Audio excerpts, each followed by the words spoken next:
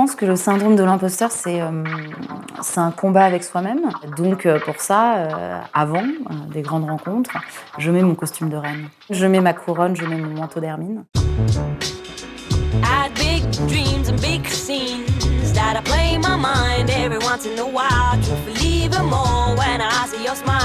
Le syndrome de l'imposteur, je le ressens quasi à chaque fois que j'entreprends un projet, en fait. Même quand on me demande de parler sur un sujet, je me dis, mais pourquoi moi? Bien sûr, je me le dis tout le temps. Et aussi, je me dis, souvent, je me dis, j'ai eu de la chance. Et c'est souvent des très bonnes amies qui me disent, non, mais t'as eu de la chance, mais t'as beaucoup bossé quand même. Et aujourd'hui, je prends conscience. J'ai ce syndrome aussi parce que, voilà, moi, j'ai rien foutu à l'école. Aujourd'hui, quand même, c'est de la chance. Ma place, je l'ai un peu volée. Ouais, parfois, je me dis ça. Ce qui est hyper compliqué pour moi, c'est que ce que je fais et là où je tire la plupart de mes revenus, c'est ce qu'on appelle influenceur. Et que c'est hyper péjoratif. Même quand ma fille elle me dit « Oui, à l'école, ils m'ont demandé ce que tu fais quoi ?» Mais je vais pas dire influenceur, alors elle va mourir. Et du coup, ça, définir ce que je fais. Par exemple, à ma fille, je lui dis « Ouais, je suis journaliste. » Voilà. Alors, est-ce que j'ai vécu le syndrome de l'imposteur? La réponse est oui. Est-ce que je le vis encore? La réponse est oui. Je pense que ça fait partie de ces limites qui sont dures à vaincre. Pendant longtemps, je me suis dit que j'avais eu de la chance.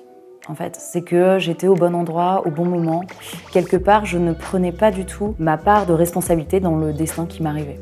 C'était vraiment les éléments, les planètes se sont alignées et je me suis retrouvée là. Encore aujourd'hui, c'est un travail conscient que je fais, qui est un moment de regarder en arrière et de me dire « Ok, en fait, si ma boîte va bien, si la structure en arrivait là, j'ai eu ma part de responsabilité dans ça et quelque part, je fais un travail pour me réapproprier mes accomplissements. » C'est compliqué ce qu'on ressent à l'intérieur et les stéréotypes qu'on a à l'intérieur, c'est compliqué à analyser. Moi, je pense que les filles, elles sont moins sûres que les hommes. Le syndrome de l'imposteur, il vient du fait qu'on est moins contente de soi que certains garçons. Et après, je pense qu'il y a un autre sentiment qu'on a, c'est la culpabilité. De temps en temps, quand elles sont au travail, elles pensent qu'elles devraient être à la maison. Quand elles sont à la maison, elles pensent qu'il faut qu'elles finissent leur travail. Elles sont trop responsables, les filles, il faut les calmer. Trop de responsabilités, quoi. Quand on parle du problème mental, de la charge mentale, c'est ça. C'est vrai que les listes, c'est les filles qui les ont dans la tête, c'est vrai qu'elles cochent, c'est vrai qu'elles savent qu'il faut que le petit il aille chez le docteur, il faut quand même truc. En plus maintenant, on leur met les études du petit sur leurs épaules. J'ai pas de technique, mais j'ai un état d'esprit. Il y a des gens perfectionnistes et ça, je le suis pas du tout.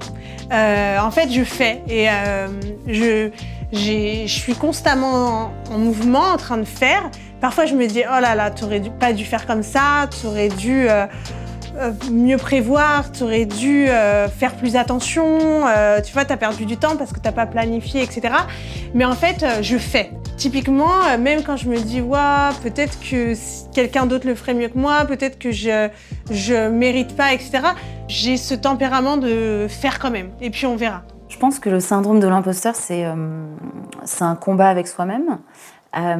Après, les autres en sont partie prenante, dans le sens où moi je suis convaincue que nos perceptions dictent nos comportements. Donc si j'arrive à un événement et que je peux être à ce moment-là fragilisée par syndrome de l'imposteur ou en tout cas une perte de légitimité, je sais que ma façon d'agir va le refléter.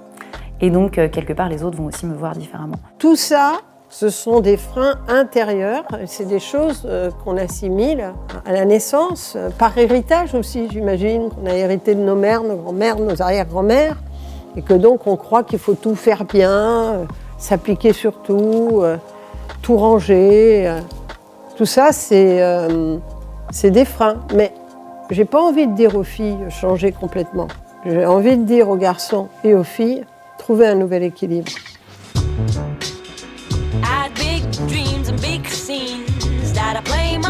Every once in a while, to believe more when I see your smile now.